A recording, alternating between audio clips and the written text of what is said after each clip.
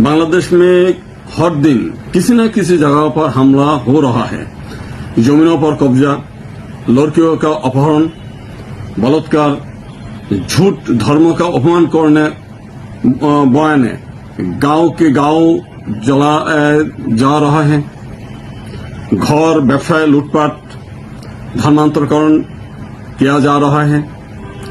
परिणाम स्वरूप हिंदू देश सरकार भाग गया है। মার্কিন প্রেসিডেন্ট ডোনাল্ড ট্রাম্পের কাছে সংখ্যালঘু নির্যাতনের অভিযোগ করেছেন প্রিয়া বালা নামে বাংলাদেশি এক নারী। দেশটির পররাষ্ট্র মন্ত্রণালয় রিলিজিয়াস ফ্রিডম কনফারেন্সে এমনটি অভিযোগ করেন তিনি। তবে স্বরাষ্ট্রমন্ত্রী আসাদুজ্জামান খান কামাল বলেছেন, বাংলাদেশে সংখ্যালঘু নির্যাতনের কোনো ঘটনা ঘটেনি। এই অভিযোগ চক্রান্ত এবং উদ্দেশ্য প্রণোদিত বলে তিনি মন্তব্য করেছেন। আর ফেসবুকে পররাষ্ট্র প্রতিমন্ত্রী শাহরিয়ার আলম তিনি লিখেছেন, ওই নারী কেন ট্রাম্পের কাছে এমনটি অভিযোগ করলেন তা খতিয়ে দেখা হবে। Largest in the world gathering for religious liberty freedom. যুক্তরাষ্ট্রের পররাষ্ট্র মন্ত্রণালয়ের উদ্যোগে টানা দ্বিতীয়বারের মতো রিলিজিয়াস ফ্রিডম কনফারেন্স, যাতে অংশ নেন বিভিন্ন দেশের প্রায় সব ধর্মের মানুষ। হাজার দুয়েক প্রতিনিধির মধ্যে প্রতিবারই কয়েকজনের সাথে কথা বলেন প্রেসিডেন্ট ট্রাম্প। এবারও তার ব্যতিক্রম হয়নি। এই সময়ে বাংলাদেশ থেকে অংশ নেওয়া প্রিয়বালা সাহা বিশ্বাস ট্রাম্পের কাছে সংখ্যালঘু নির্যাতনের অভিযোগ করেন।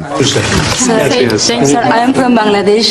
And here is the 37 million the Hindu, Buddhist and Christian are disappeared. Please help us for Bangladeshi people. We want to stay in our country.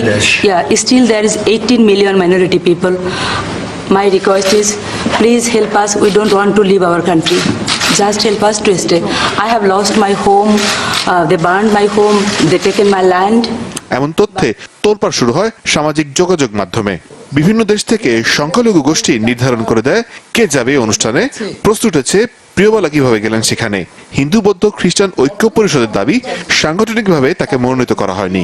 Freedom of রিলিজিয়ানের issue নিয়ে আমেরিকাতে একটা বড় মিটিং হয়েছে ঐক্য পরিষদ থেকে। সেখানে আমরা 3 জনকে নমিনেট করে পাঠিয়েছিলাম ফ্রম 3 ডিফারেন্ট কমিউনিটিস। তার মধ্যে প্রিয়ার ছিল না। প্রিয়বালার অভিযোগের সাথে একমত নন মানবাধিকার কর্মী খুশি কবির। বলছেন, তার অভিযোগের কোনো সত্যতা নেই। বাইরের কাছে ট্রাম্পের কাছে বলাটা, ট্রাম্প কি করবে? ট্রাম্প নিজে কি করছে? মানে এটা তো ট্রাম্পকে স্ট্রেংথেন করা হচ্ছে, যেখানে ট্রাম্প নিজে তার দেশে তার ইলেক্টেড কংগ্রেসদেরকে যেভাবে সে করা হচ্ছে, চাপ দেওয়া হচ্ছে, সেই ট্রাম্পকে সে কিভাবে বলে?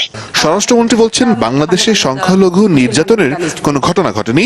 তার দাবি, এমন অভিযোগ চক্রান্ত এবং উদ্দেশ্য প্রণোদিত।